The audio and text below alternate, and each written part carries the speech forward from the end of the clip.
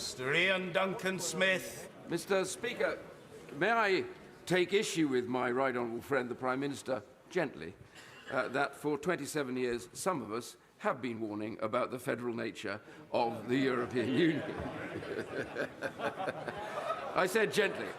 May I also say to my honourable friend that I am in real agreement as I stand here today with my right honourable friend, the Leader of the House, the Father of the House, I beg your pardon, who has said that he will back this deal today, so will I.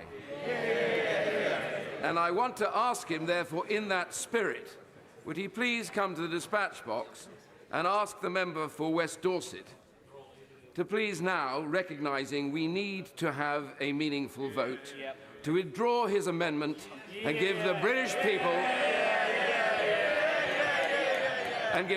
people what they are dying for is a decision on Brexit.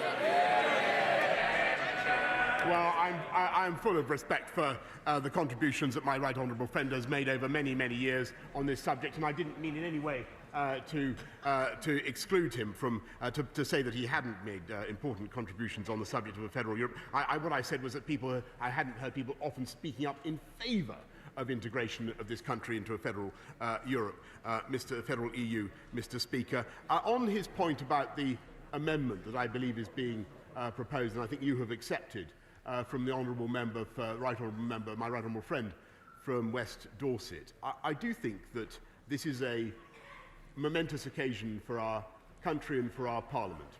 And it would be a great shame if the opportunity to have a meaningful vote, which is what I believe this House has been convoked to do, were to be taken away from us. And I just say that with the greatest respect to my right honourable friend, who I think is actuated by the best possible intentions.